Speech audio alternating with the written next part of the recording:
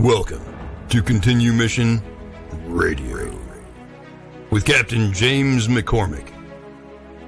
By veterans, for veterans. Guest hosts tonight are author Greg Meekin and Miss Val, our military radio gal. Continue Mission starts now. You got me headed to the left, headed to the right, headed back and forth, but baby, it's alright.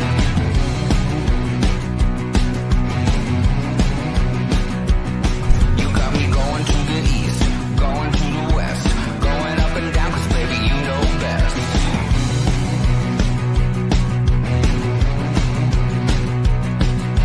All day, all night, running around, I'm never gonna stop because you never settle down.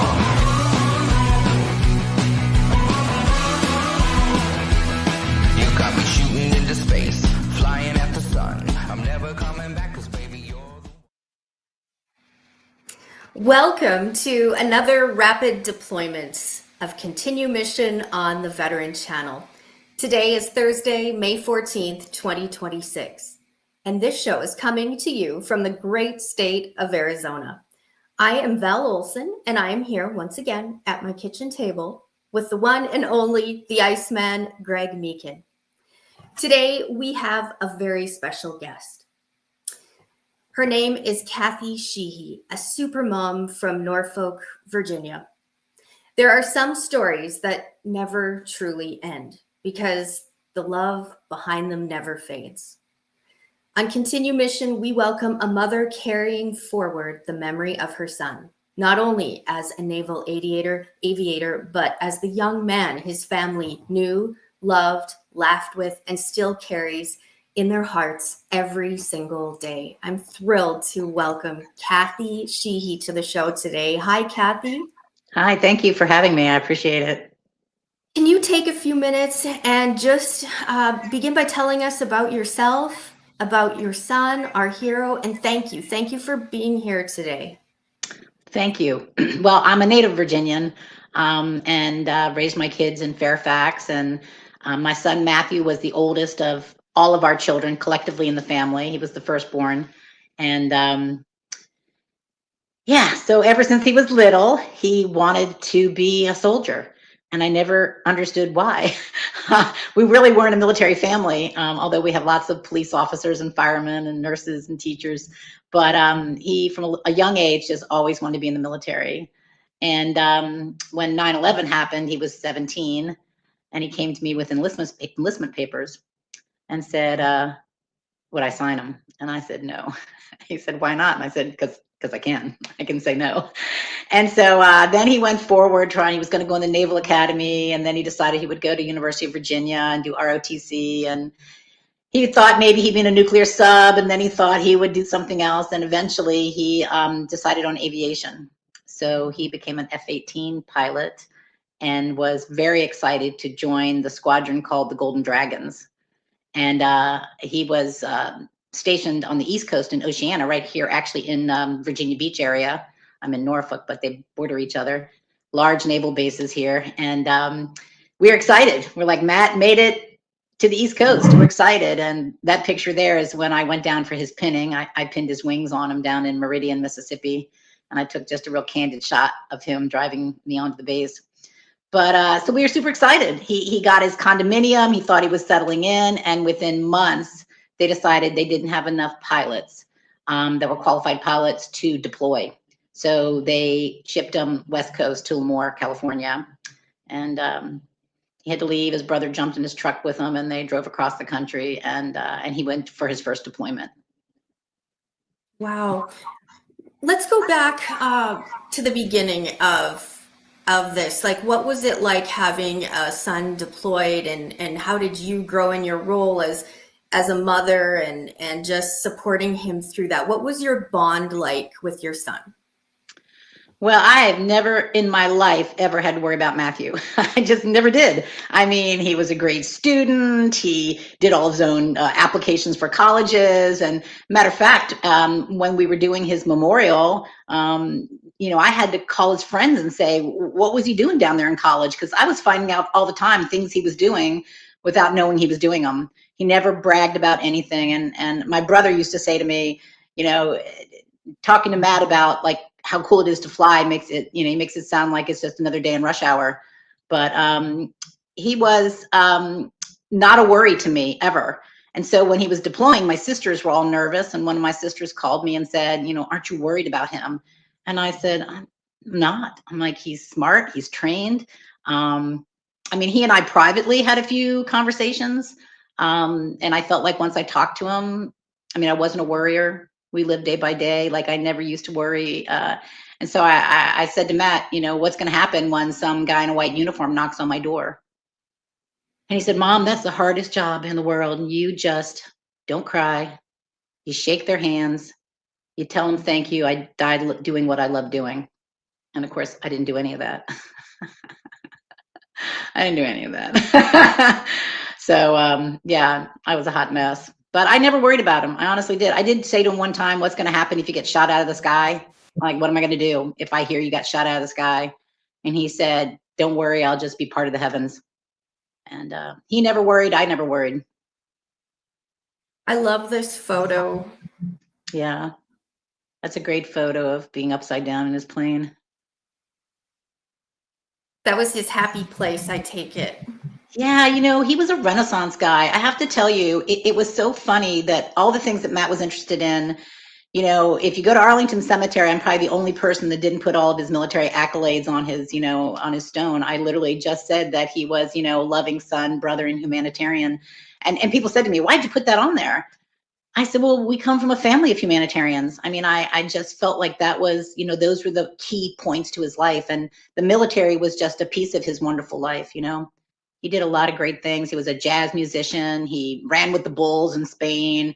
He traveled. He was a writer, had things published. And he was just, he was an interesting guy.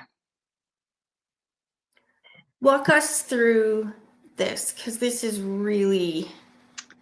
So that's a very profound picture for me because Matt died in June and I didn't go to that cemetery again till Veterans Day.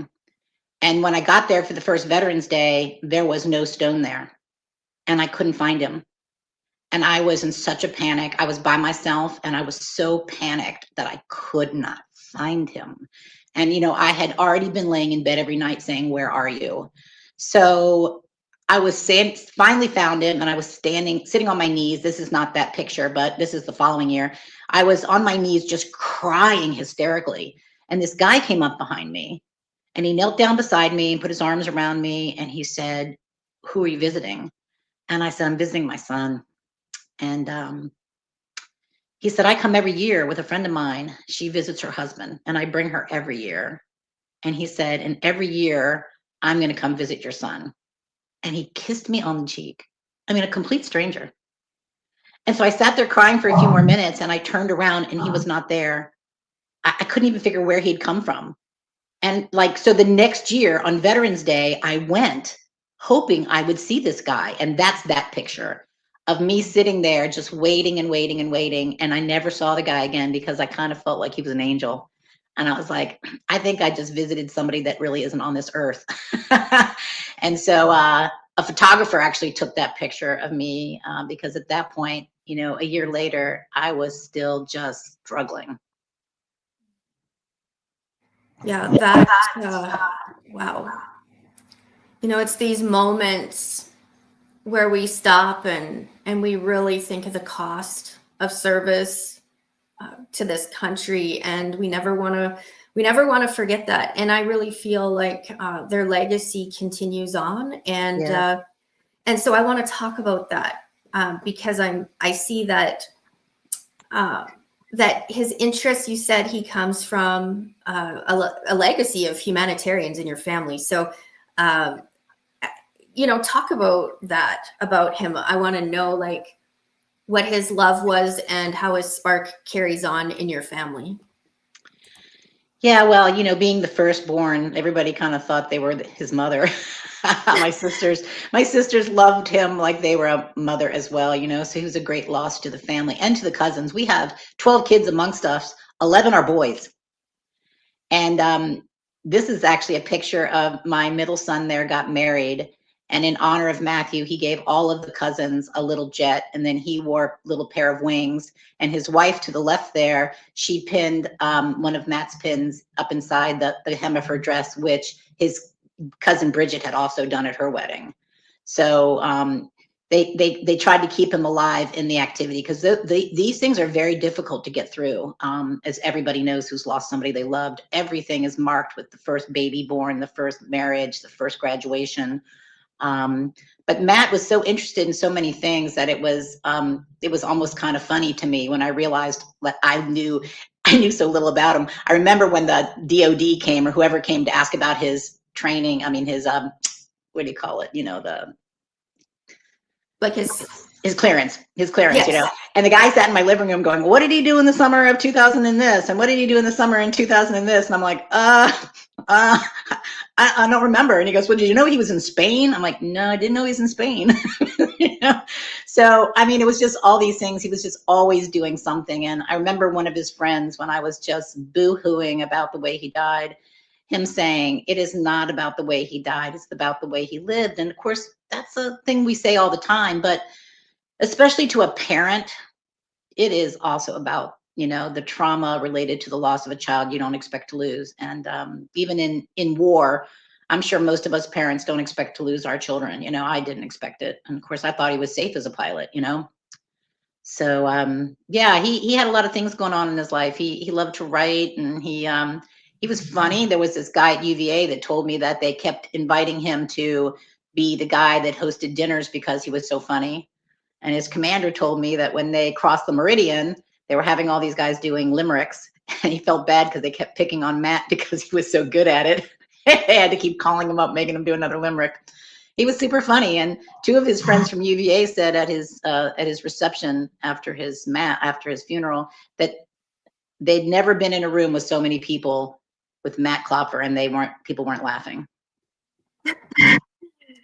Do you find talking about his interests and his hobbies, and when you meet those who knew him, do you find other sides of him that you just didn't know, but you can feel that his spark it carries on through other people too? I mean, it was an amazing experience for me because I'd never been on Facebook. It was 2012.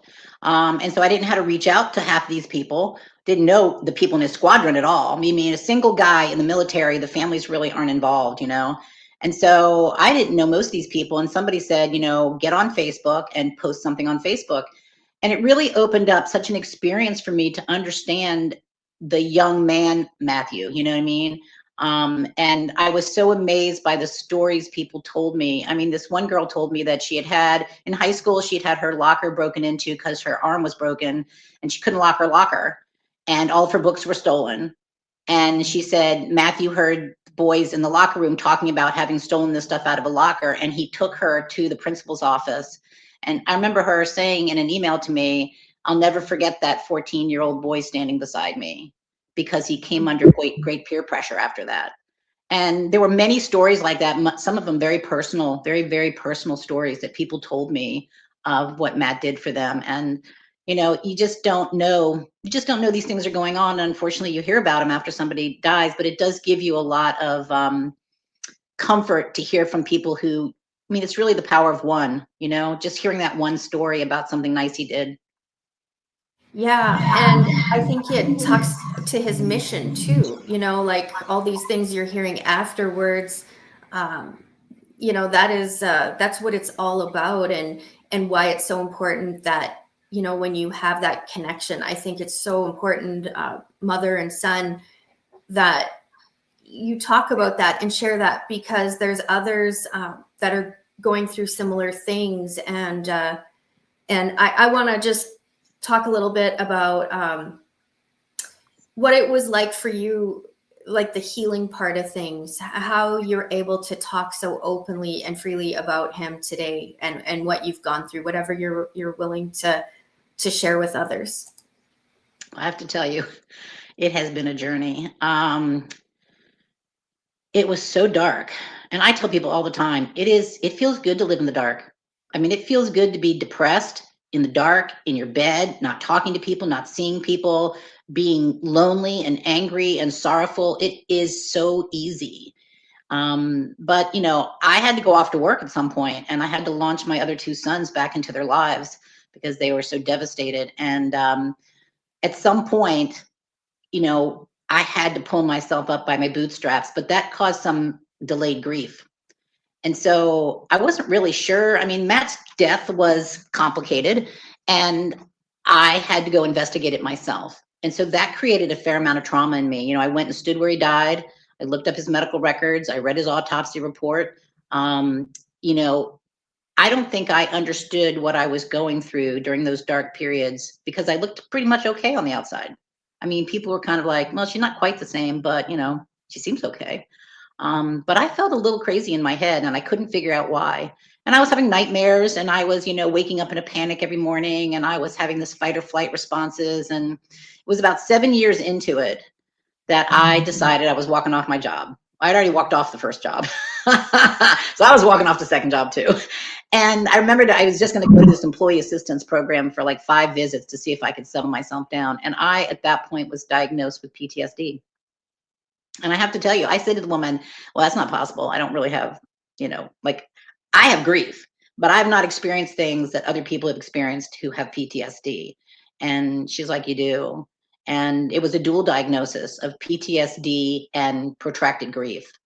And my journey from that led me into several sessions, multiple sessions of what they call EMDR, which is a rapid eye movement desensitization, which has a fairly high, you know, success rate with PTSD.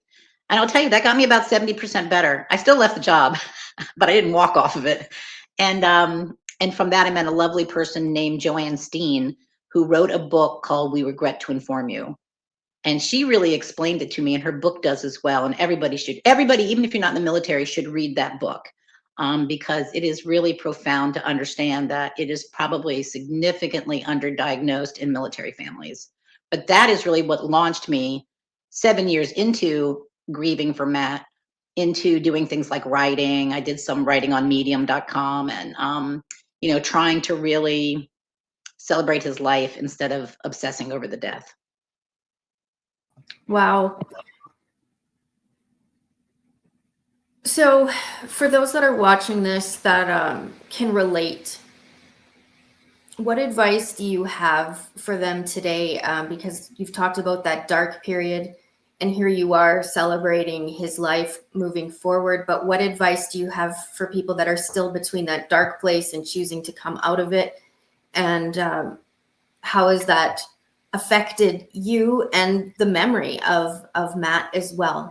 Because your perspective changes when you go from in nightmares to being able to celebrate his life. It brings him forward with his mission. Yeah, I mean, we did struggle with that. I mean, when Matt died in June, his birthday was in October. And, you know, I told everybody we weren't going to celebrate his birthday, and that offended people in the family, you know. And then Thanksgiving came, and we were used to going around the table saying, you know, what we were thankful for. And I said to everybody, please just don't mention Matt. So nobody said thanks for anything.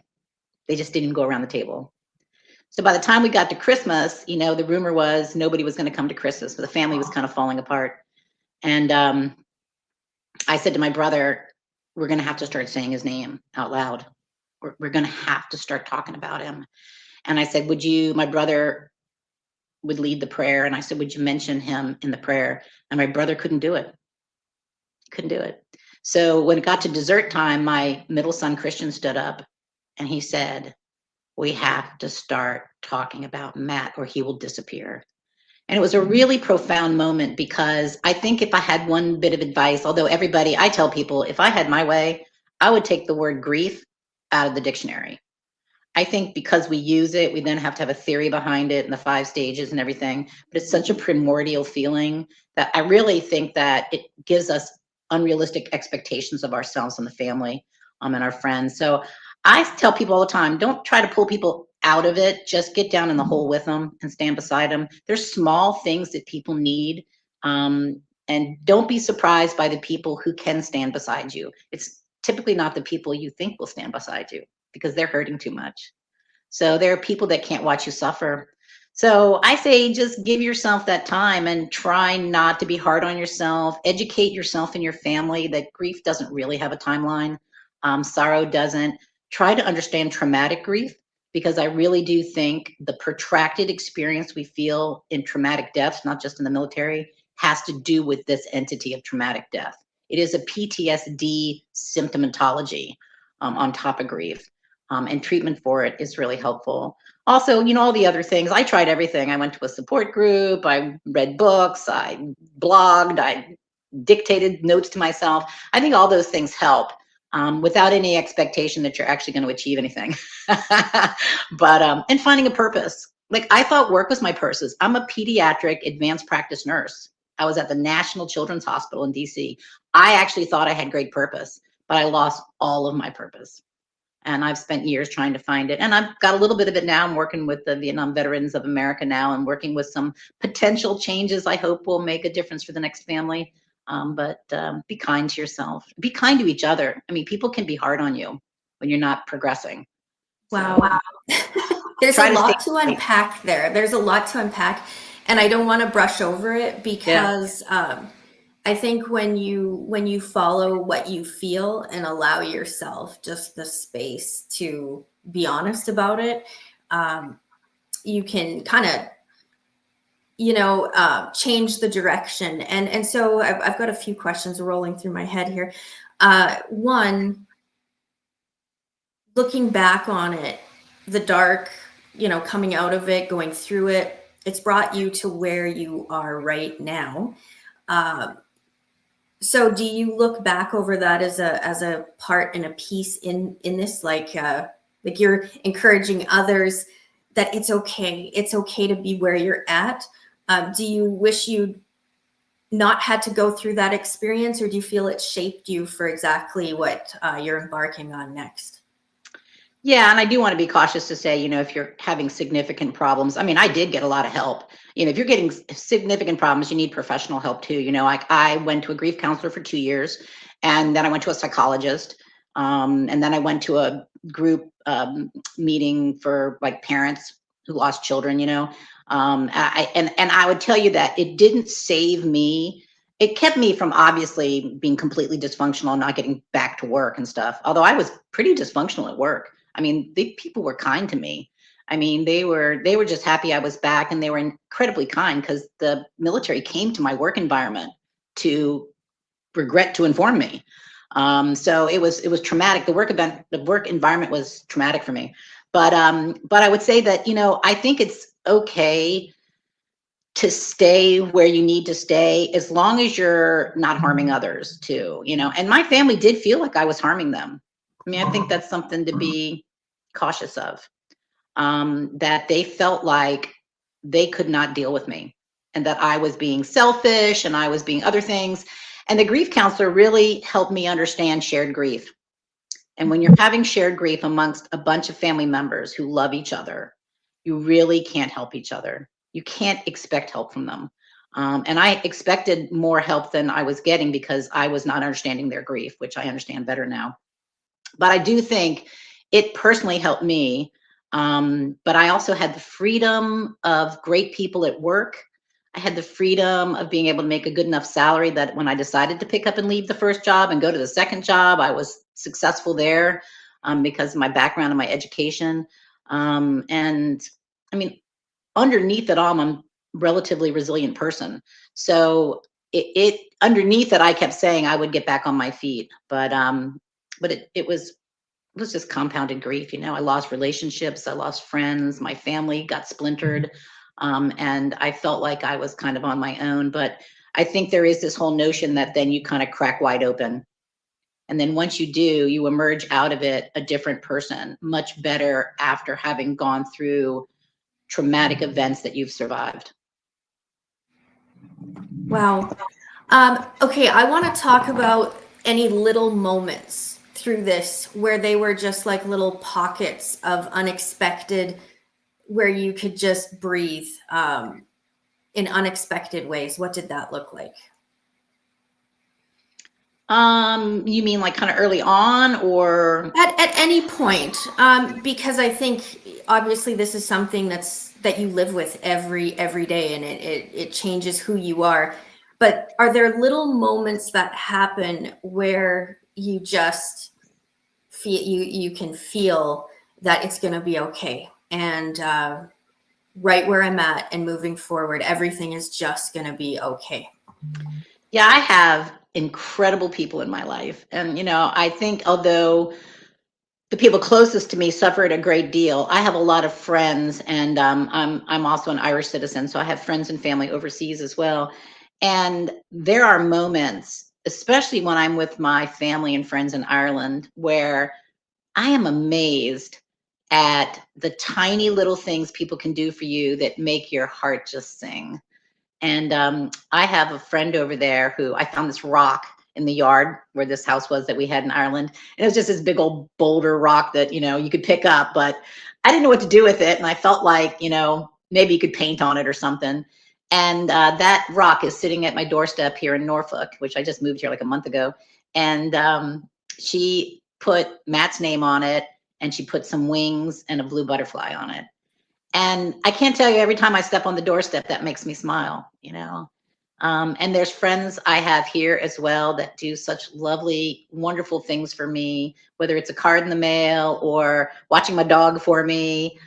It makes me happy to know that I did not chase away everybody in my life, because there was the potential for that, to chase everybody out of my life. It was easier to be alone and not have expectations of me. So I have those moments where when somebody picks up the phone and calls me or sends me a funny meme or something, where I say, thank God that I am still remembered. I try to remember Matt, but I have family and friends that remember me.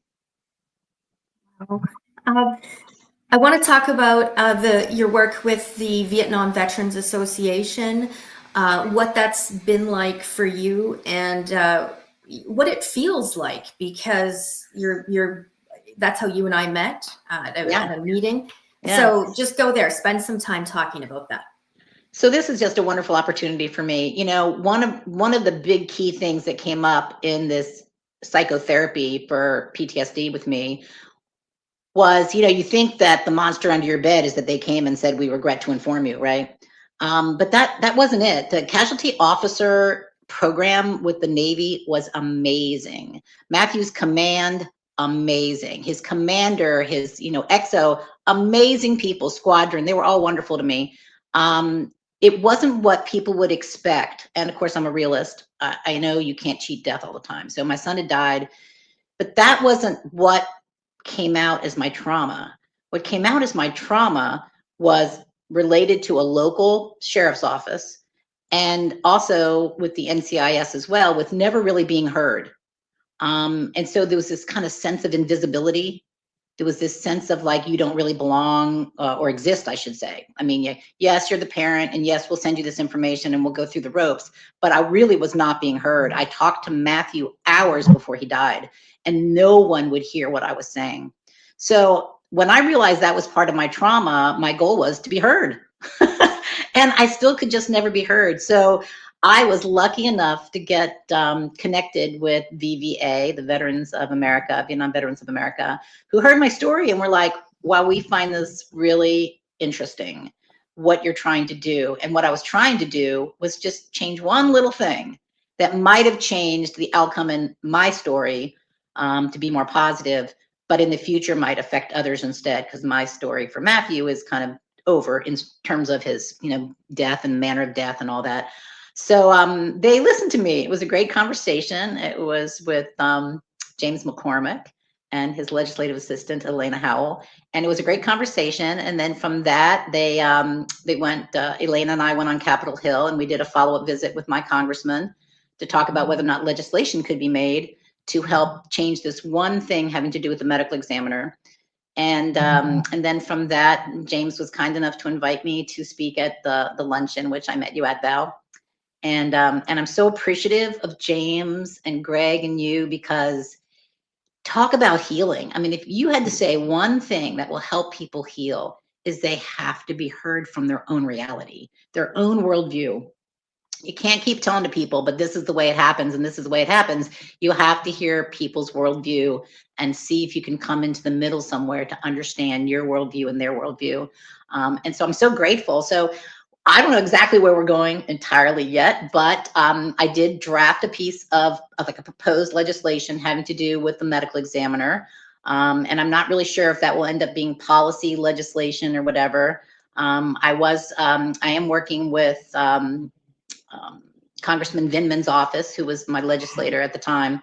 And he was going to be doing some delving into stuff as well. And I'm very grateful to his office and his legislative assistant, Charlie, because they've really, really helped me get started.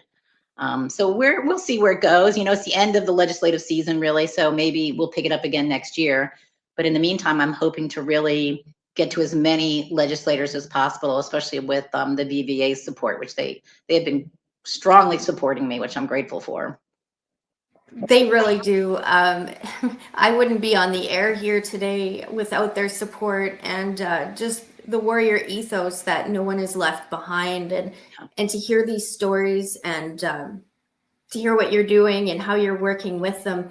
This is what it's all about as we move forward. You know, I think time stands still, really, especially when healing is happening. And for those of you watching at home, we are always actively recruiting here on the Veteran Channel, and this is a home place for you. And so if you haven't downloaded the app yet on the Veteran Channel, please do that. Apple, Roku, and Prime. And this interview is going to re-air on demand for you on YouTube and also on our app as well. So there's lots of places to catch it, Facebook as well. Kathy, I want to give you just an opportunity if there's anything on your heart you want to share, or just go wherever you would like to go. There's so many pictures here that you've shared today, and I would love just to take a minute and I'm going to go through them, and if anything jumps out at you, just share. Thanks. Well, that's Matt, his graduating year when he was on the lawn at the University of Virginia. And one of his friends from the lawn sent me that picture where they took everybody into black and white and made Matt color. I thought that was a wonderful picture. That's Matt in the Jazz Lab, a jazz band. I have to tell you, one of the players, I'm not sure if this guy, posted something on Facebook looking for a family member. And then he was kind enough to send me music that had been recorded that he had. And he said, wait until the end of the second song and listen to the very end of it, which of course I wouldn't have because jazz goes on forever. And at the end, the band leader says, our third compilation is done by our guitar player, Matthew Klopfer. And so I have an original composition from him. And then his cousin, who was very young when Matt died, did rap as a Christmas present to me on top of Matt's jazz compilation. And it was just beautiful. It was just beautiful. That's Matt and his mother, who was crazy and gave him a Corvair from a neighbor. I bought it from the neighbor for his 18th birthday. And that little brother is not supposed to be in that car. But he really enjoyed that all the way through college. That some friends took that, a picture of him. They were in California together. Matt was already in aviation training, and they all met up. And a friend of his took that picture of Matt looking out over the Pacific Ocean. Matt in high school, he was a great activist, and he, did missions in Dominican Republic, building houses and stuff. And he loved John McCain, and he really wanted John McCain to win that year. John McCain didn't make the primaries that year, I don't think. But anyway, that's Matt meeting John McCain, working in his office. What kind of connection? What did he connect with there? Do you remember why he was? Matt generally was kind of a conservative thinker in general, but also a very moderate thinker. He loved that John McCain came to the middle. He loved everything about Matt was a debate king. And he actually got into the Jefferson Society by debating somebody who had much more knowledge of the Vietnam War than him. And they let him in just because his debating was so good. But no, he loved the fact that you could debate both sides of an argument and come to the middle. And I think he just really appreciated that about John McCain. We were lucky back in the day to also have lived across from John McCain's brother. So Matt had a fun relationship with John McCain's brother at the time. And he was very enamored by John McCain's history and his, his heroism and his ability to bring, bipartisan legislation. Let's take a minute, because I see you taking the photo of him here. Yeah. Yeah, it's funny. I was so happy he invited me to put his wings on him, because when he was getting, I forget what it's called when they get inducted in college from ROTC, where they get inducted into the military. And we kept asking Matt, when is your thing that we go watch them put a pin on you, And he kept kind of saying, we don't know. And we're watching all these people go and get their, take pictures of their sons and daughters getting their pins put on. And we ended up finding out that Matt was actually having his done by the Admiral of the Southern Command. And so it ended up being a bit more pomp and circumstance than we expected, because he knew the fellow's daughter. And all the guys who had already had their pins put on and been in the hot sun all day had to come into this auditorium and watch Matt personally get pinned by the Admiral of the Southern Command. So it was a little embarrassing. But when he was in Meridian, finally after aviation training, and he was getting pinned, I thought for sure I would just be kind of the bystander. But he said, Mom, would you put my wings on me? And I have a really sweet story about that, because when he died, and I just could not do that funeral home thing. So I said, if family wanted to view Matt in a box, they could do it in the church. I was not going to have a funeral thing. And so later, when all Matt's stuff got shipped back to us, I said to my sisters, did he have his wings on? And they're like, we think so. They didn't know much about military either. Like, we think he had wings on. He was in a dress uniform. I said, I need his wings. Somebody should have taken his wings. Why don't I have his wings? I put those on him. Anyway, a couple of weeks later, whatever, my brother came to help me clean, and we were trying to get rid of all this stuff that had come from storage from Matt's. And I opened this Tupperware container, and in a little baggie, his wings with a note in them that says, my first wings. And I still have those. And I should have sent you a picture of them. It was one of the most special moments of my life to say, you know what, Matt, you knew I was going to need those wings. So, yeah, that moment Meridian was funny, because I was never really sure about the military, protocols. I was always afraid I was going to break a rule. But yeah, it was nice to be able to put those wings on him. I think that's so powerful. Yeah, there's a lot of signs. Val, it's funny. My uncle used to counsel me all the time about, being a smart aleck. And my younger sister was always seeing signs. She'd be like, oh, there's a butterfly. There goes Mom. And I'd be like, butterflies come every August, right? And so my uncle finally turned to me and he goes, do you know why she sees signs? And I go, yeah, because she's always looking for them. He says, no, because she's watchful. And I really learned from that, because after Matt died, there were signs everywhere, and you do have to be watchful in life, or you miss some of the most significant spiritual moments in your life. And when those wings showed up, I was like, oh my gosh, if I hadn't been paying attention to what I was doing, all that stuff would have been dumped in some box. And then all of a sudden I found those wings, just providential. And if I could just say one more thing, since I know you're coming to a close, but the proposal for the legislation related to Matt has to do with the fact that the trauma related to me was the involvement of an outside policing agency that came on the base that day. And by that person being able to come on the base and act as a coroner in the police force, he was a coroner. The coroner has the right to fill out the autopsy reports and to make a determination on what they call the manner of death. So there's a cause of death and a manner of death. Those are called death determinations. The cause of death is done by whoever is the medical examiner, who's a pathologist doctor, who does, a physical assessment of what is the actual thing that killed the person in terms of the body. And then the manner of death has to do with whether or not it was homicide, suicide, accident, undetermined. And this particular law enforcement gentleman went onto the base, went into Matt's bachelor quarter, took out all the prescription medicines that Matt had been prescribed, and disposed of them. And they never made it into an evidence log.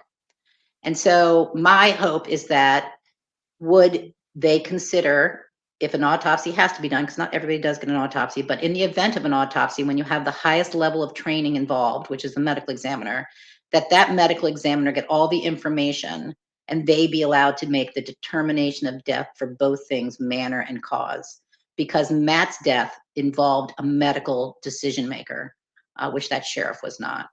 And that sheriff made a determination without involving the medical examiner in the medical side of it, and with destroying the medicines and not logging them and not putting anything on the autopsy report that he was on medicines that were prescribed or anything else. So sounds like a minor thing to want to change, since the doctor should be doing it anyway, but it's complicated in, joint jurisdictions. But anyway, that's just a little nugget about what I'm working on.